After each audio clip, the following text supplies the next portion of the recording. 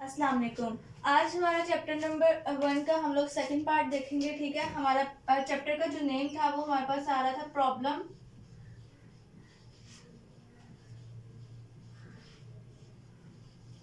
Solving. जो हमने previously discuss किया तो वो हमारे पास 2 पॉइंट्स ऐसे थे जो हमने डिस्कस कर लिए थे। सबसे पहले हमने देखा था कि हमने जो प्रॉब्लम को सॉल्व करना है उसको हमें डिफाइन जो है वो हम अच्छे से किया हो। ठीक है, तो पहला जो स्टेप हमने प्रॉब्लम सॉल्विंग का स्टेप जो हमने सीक्वेंस से याद करने हैं, तो पहला स्टेप जो था हमारे पास वो हमने कौन सा पढ़ा था? Defining a problem.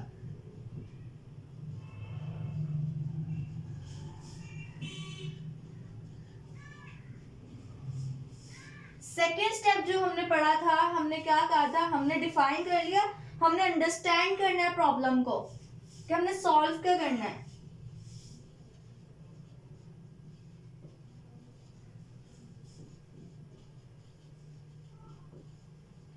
आज हम लोग क्या पढ़ेंगे? आज हम इसका थर्ड स्टेप जो है वो हम लोग पढ़ेंगे प्रॉब्लम सॉल्विंग के स्टेप्स का। ठीक है, तो आज हमारे थर्ड स्टेप जो है वो क्या है? हमारे पास आ जाता है प्लानिंग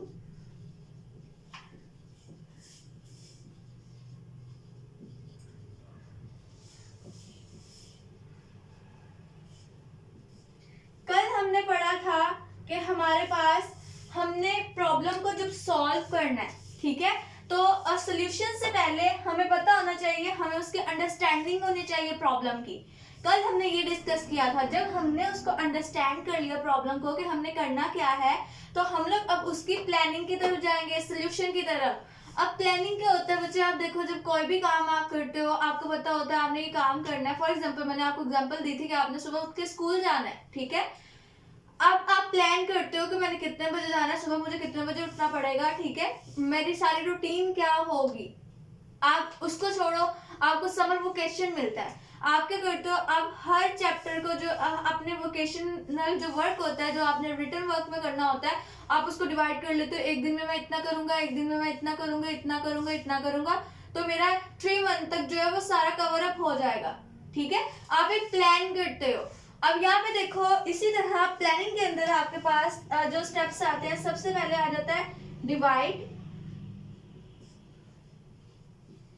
एंड कनकर।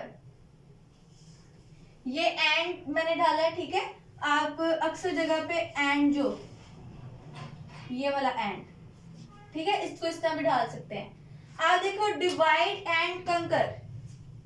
डिवाइड मतलब होता है उसको तकसीम करना।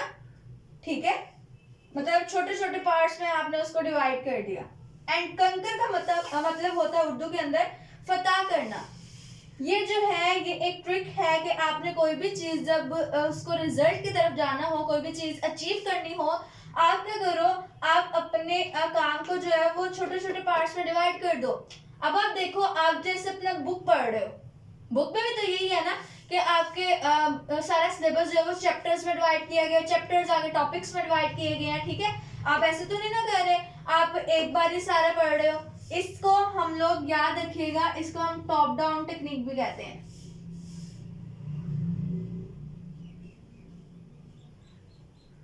ठीक है, टॉप डाउन कैसे कहते हैं?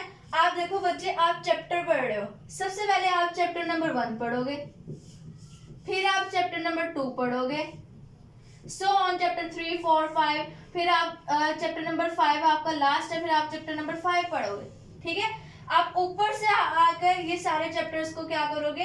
आप इनको पढ़ोगे। तो ये ऊपर से शुरू हुआ टॉप, ठीक है, और यहाँ से आ गया, ये आ गया डाउन, इसलिए इसको टॉप डाउन भी बोला जाता है।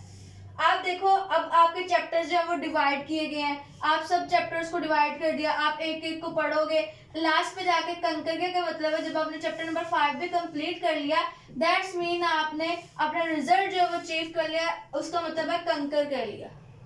ठीक है, अब आपके पास अगला जो पॉइंट आ जाता है डिवाइड एंड कंकर के अंदर, वो आ जाता है guess,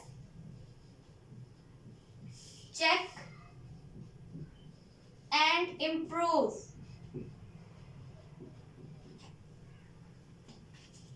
gas, check and improve.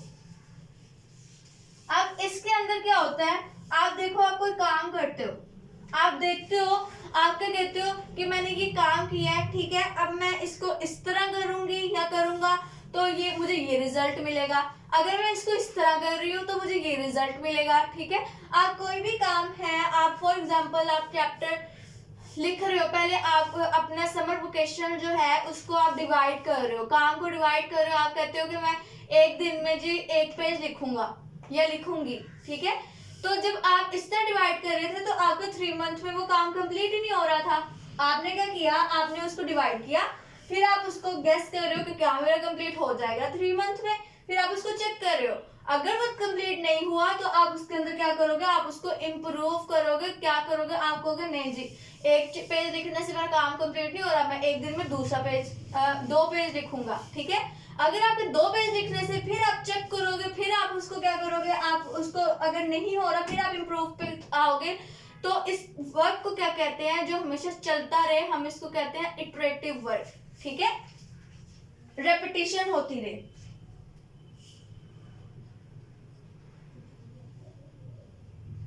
Iterative जो क्या होता रहे, रिपीट होता रहे। अच्छा जी, अब आपके पास जो अगला काम आ जाता है वो आ जाता है act it out. Act it out में क्या होता है, सिंपल वर्ड में अगर बताया जाए, इसके अंदर आ जाता है टू डू लिस्ट। अब टू डू लिस्ट क्या होती है, अगर मैं आपको सिंपली बताऊं तो आपका टाइम टेबल, कि मैं इतने बजे ये काम करूंगा या करूंगी, इतने बजे मुझे ये काम करना है, इतने बजे मुझे सो के उठना है, इतने बजे मुझे स्कूल जाना है, ठीक है। या अगर आपको छुट्टी है, आप कहोगे मैं सुबह उठ के नाश्ता करूंगा या करूंगी, तो सुबह उठ के मैं क्या करूंगी, मैं उसको 5 या 12 बजे मैं अपना काम लिखना स्टार्ट करूंगी, ठीक है। 12 बजे से लेके मैं 2 बजे तक अपना काम लिखूंगी, 2 बजे के बाद फिर आगे मैं क्या 4 बजे तक अपने फ्रेंड्स के साथ टाइम स्पेंड करूंगी या खेलूंगी, ठीक है। तो इस ये सारा आ जाता है टू डू लिस्ट में।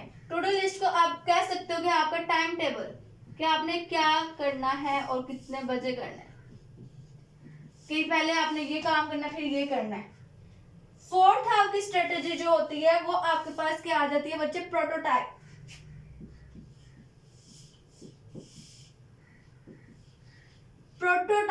प्रोटोटाइप का मतलब जो होता है वो होता है स्केचिंग। स्केचिंग का पता है आपको, मतलब कोई चीज ड्राइंग करना, ड्राइंग, ठीक है। आप कहते हो ना इस बंदे का स्केच बनाओ, ड्राइंग करते हैं ना, तो यहाँ पे ड्रॉ। अब आप एक पेज पे सारा काम लिख लेते हो कि मैंने अपना छुट्टियों का काम करना है, मुझे इतने दिनों में इतना करना है, तो इतने बजे से लेके इतने बजे तक काम करूंगा, 2 पेज लिखूंगा, 3 पेज लिखूंगी, ठीक है। तो ये सारा जब आप एक सारा एक पेज पे आप लिख दोगे, एक स्ट्रक्चर बना दोगे, उसको हम कहते हैं प्रोटोटाइप, ठीक है। क्या क्या स्ट्रेटजीज आती हैं प्लानिंग का सोल्यूशन के अंदर, सबसे पहले आपने उसको डिवाइड किया, सबसे पहले आपने अपने समर वेकेशंस को डिवाइड किया। हमने एग्जांपल क्या ली,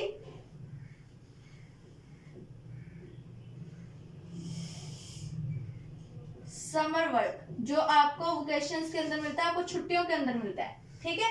आप देखो आप क्या करते हो, पहले उसको डिवाइड करते हो कि मुझे इतना काम मिला हुआ है, मैं इसको इतना में डिवाइड कर रहा हूँ, ठीक है। अगर मैं डिवाइड करके काम करूंगा तो मेरा हो जाएगा। जैसे आप कह लो आपको 3 चैप्टर मिले, आप कहते हो मैं हाफ ऑफ चैप्टर डिवाइड कर लिया, फिर आप क्या करोगे, आप चेक करोगे क्या मैं हाफ अगर चैप्टर जो है वो 15 दिन में करूंगा, क्या मेरा काम कंप्लीट हो जाएगा, क्या मुझे अंदर छुट्टियों के अंदर कहीं जाना तो नहीं है, मुझे अंदर गैप तो नहीं आएगा, ठीक है। फिर अगर आपका वो नहीं ठीक हुआ, आप उसको चेक कर रहे हो कि जी नहीं कंप्लीट हो रहा, तो आप उसको इम्प्रूव करोगे, फिर आप चेक कर बना के चेक करोगे कि अगर फिर आपका नहीं चेक मतलब पूरा नहीं काम हो रहा, फिर आप उसको इम्प्रूव करोगे। इसीलिए इस काम को क्या कहते हैं, इटरेटिव कहते हैं, जो बार बार चलता जा रहा है, इम्प्रूव होता जा रहा है। आप देखो आपके मोबाइल्स के जो है, ठीक है, मोबाइल आपका पहले आया, पहले आपका नोकिया का बटन वाला मोबाइल होता था, फिर उसके अंदर चेंजिंग आती रही। अब भी आपका मोबाइल जो है वो टच वाला हो गया, लेकिन अब भी उसके सॉफ्टवेयर के अंदर अपडेशन आती रहती है, ठीक है। जो मोबाइल है उसमें नई नई चीजें आती रहती हैं, तो वो क्या करते हैं, वो इटरेटिव प्रोसेस होता है कि आपका बार बार वो इम्प्रूव होता रहना है। कोई चीज आ गई है, अब आप कहते हो ये चीज आ गई है तो इसको और इम्प्रूव करें, ठीक है। फिर आपके पास आ जाता है एक्ट इट आउट, मतलब आप टाइम टेबल बनाते हो कि मैं इतने बजे ये काम करूंगा, इतने बजे ये काम करूंगा, ठीक है। फिर आप क्या करते हो, फिर सारा स्ट्रक्चर बना लेते हो, उसको कहते हैं प्रोटोटाइप। ठीक हो गया। ये सारा जैसे आपको अक्सर स्केड्यूल मिलता है आप लोग के टेस्ट्स का, ठीक है, एकेडमीज में हो गया या स्कूल में हो गया, तो आप कह सकते हो कि वो आपको एक प्रोटोटाइपिंग होता है, आपकी सारी ड्राइंग होती है कि आपने कितने बजे आना है, तो इतने चैप्टर्स का आपने कितना टेस्ट देना है और किस दिन देना और किस दिन किस सब्जेक्ट का टेस्ट होता है। अच्छा, ये हो गया आपका थर्ड स्टेप। पहला क्या था, डिफाइनिंग अ प्रॉब्लम, दूसरा हमने पढ़ा अंडरस्टैंडिंग अ प्रॉब्लम, अब हमने पढ़ा प्लानिंग अ सॉल्यूशन।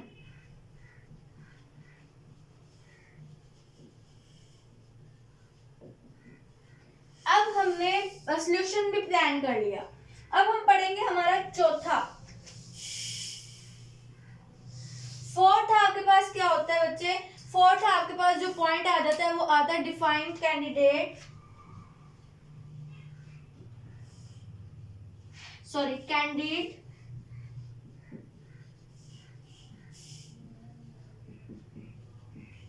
सॉल्यूशन। हाँ जी, अब बात आती है कैंडिडेट क्या होता है, ठीक है, कैंडिडेट सॉल्यूशन क्या होता है। आपका कैंडिडेट सॉल्यूशन जो होता है वो ऐसा सॉल्यूशन होता है आपके पास बच्चे, जो आप कह लो कि आपका समथिंग स्पॉन्टेनियस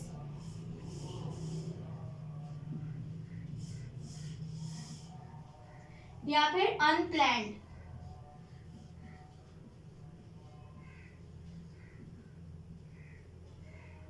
अब अनप्लैन्ड कैसे, आप देखो, आप कहते हो कि हमें स्कूल के अंदर कितने हमारे पास क्रिकेट प्लेयर्स हैं, हमने वो फाइंड आउट करना है, ठीक है, आपने ये फाइंड आउट करना है। आप क्या करते हो, आप जस्ट अपने क्लास के अंदर से वो क्या कर देते हो, बच्चे काउंट कर लेते हो कि हमारी क्लास के अंदर 10 क्रिकेट प्लेयर है, आप अंदाजा लगा लेते हो। आप क्या करते हो, आप कहते हो हमारी क्लास में 10 है तो बाकी क्लासेस में भी 10 होंगे। आप हर क्लास का जो 10-10 काउंट करके आप क्या करते हो, उनको अंदाजा लगा लेते हो। अब ये जो अंदाजा होता है वो अक्सर आपका जो है वो गलत होता है, मतलब 90% हो सकता है कि आपका ठीक हो, लेकिन पूरा एक्यूरेट आपका आंसर नहीं आता, ठीक है। और दूसरा तरीका आपका क्या होता है कि आपके पास आप एक एक के पास जा रहे हो, एक एक क्लास, आप कहते हो एक दिन मैं इस क्लास के अंदर जाऊंगा, एक दिन मैं इस क्लास के अंदर जाऊंगा, हर क्लास से आप डाटा लेते हो एक एक दिन, ठीक है, कि इसके अंदर कितने क्रिकेट प्लेयर हैं, दूसरे के अंदर कितने हैं, तो वो आपका टाइम कंज्यूमिंग ज्यादा होता है। जो कैंडिडेट सॉल्यूशन होता है उसके अंदर आपका टाइम कम कंज्यूम होता है, लेस टाइम कंज्यूमिंग होता है कि आपका टाइम कम लग रहा है, ठीक है। अब आपके पास जो पांचवा आता है, सिलेक्टिंग द बेस्ट सॉल्यूशन।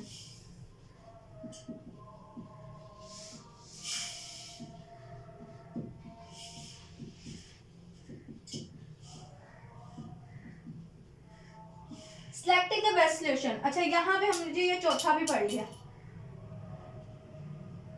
चलिए इसको बाद में लिखते हैं यहाँ, ठीक है। अच्छा, आप यहाँ पे देखो आपके पास सिलेक्टिंग द बेस्ट सॉल्यूशन। अब आपको मैं एक एग्जांपल दूंगी कि आप क्या कहते हो, आपका टीचर आपको टास्क देता है, आपके स्कूल की वेबसाइट के ऊपर सारा काम लिखा हुआ है आपका, ठीक है, आपके जो कह ले आप आपके स्कूल के सभी स्टूडेंट्स के जो है वो नेम लिखे हुए हैं। अब आपको उसमें से कोई पर्टिकुलर नेम होता है जो एक खास होता है, जो आपको ढूंढना होता है। फॉर एग्जांपल मैं कह देती हूँ, मुझे अपना नेम फाइंड करना है, ठीक है, मुझे क्या करना है, मुझे अपना नेम फाइंड करना है, या आप कह लो कि आपको अहमद फाइंड करना है, ठीक है, अहमद। आप देखो आप क्या करोगे, अहमद या अली जो होता है वो कॉमन नेम होता है, आपको अली फाइंड करना है, आप वो फाइंड कर ले, ठीक है, आपको अली फाइंड करना है। अली क्या होगा, अब आप क्या करोगे, एक तरीका आपके पास ये होगा कि आप वेबसाइट पे जाओगे, सबको देखोगे एक बार, ठीक है, एक एक नेम को पढ़ोगे, जब तक आपको अली मिल नहीं रहा आप तब तक उसको पढ़ते जाओगे। एक तरीका ये हो गया। दूसरा आपके पास तरीका क्या आता है कि आप वो सारी लिस्ट को प्रिंट आउट निकलवा लो, प्रिंट आउट पेजेस से देखो, अब जहां पे अली आए आपको वो मिल जाएगा नाम। तीसरा तरीका आपके पास क्या होगा, तीसरा आप ये कर सकते हो कि आप जो डाटा है वो एक्सेल की शीट के ऊपर लेके जाओ, उसको आप अल्फाबेटिकली सॉर्टेड आउट कर लो। मतलब पहले आपको कि ए वाले वर्ड आए, फिर बी वाले आए, इस तरह आपको ए वाले वर्ड में आपको पता है अली का नाम जो ए से स्टार्ट हो रहा है, तो आपको वो फाइंड करना इजी हो जाएगा। थर्ड में आपको क्या होता है, जिसको सर्चिंग आती है, Ctrl+F, ये आपका एमसीक्यूज आ सकता है।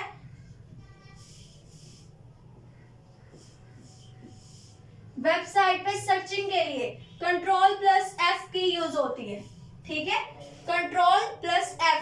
जब आप Ctrl+F करते हो, फॉर एग्जांपल आप कंसीडर करो कि आपकी एक वेबसाइट है, टॉप कॉर्नर पे यहाँ पे आपका एक इस तरह का बॉक्स जो है वो अपीयर हो जाता है यहाँ पे साइड पे, ठीक है।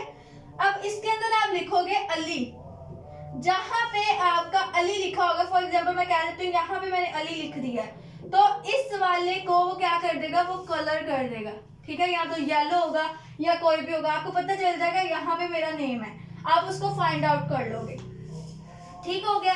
तो अब आप बताओ, ये जितने मैंने सारे आपको वेज बताए उसमें से बेस्ट सोल्यूशन कौन सा होगा? बेस्ट सोल्यूशन आपका यही वाला होगा कि आपने क्या करना है, Ctrl+F को प्रेस करके फाइंड करना है। अब इतने सारे सॉल्यूशंस है, उसमें से हमने बेस्ट सोल्यूशन लिया जो हमें टाइम कंज्यूमिंग कम लगे, ठीक है, जिसमें हमारी एफर्ट कम लगे, तो हमने क्या कर दिया, हमने Ctrl+F वाला कर दिया। अब हम क्या करते हैं, हम लोग एक बार ये सारा जो इसका ओवरव्यू लेंगे। ओवरव्यू लेने के लिए आप देखो, सबसे पहले प्रॉब्लम सॉल्विंग का स्टेप, सबसे पहला स्टेप आपका था डिफाइनिंग द प्रॉब्लम। आपने इन सब स्टेप्स को तरतीब में याद करना है और तरतीब में ही आपने क्या करना है, इनको याद करना और लिखना है।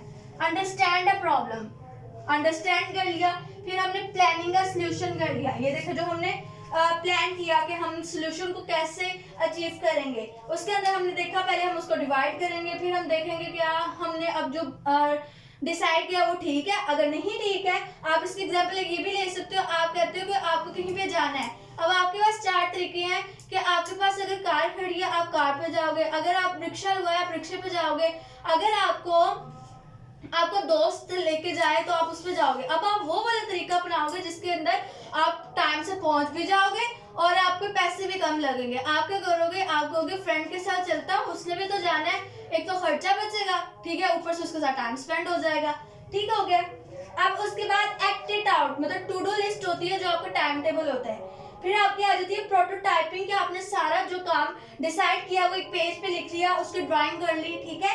फिर आपका डिफाइन कैंडिडेट सॉल्यूशन, इसके अंदर टाइम कम होता है, जो स्पॉन्टेनियसली हो, मतलब वैसे ही आपको कोई प्लान ना हो, आप वैसे उसको कर लो, मतलब कोई भी इसके अंदर एक्यूरेट रिजल्ट नहीं होता।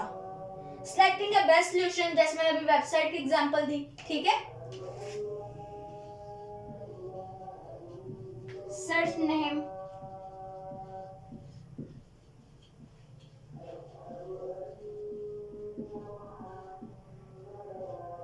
From website. अच्छा जी, ये हमारा पार्ट 2 था प्रॉब्लम सॉल्विंग स्टेप्स का। अब अजान हो रही है तो हम नेक्स्ट जो है वो नेक्स्ट वीडियो के अंदर करेंगे।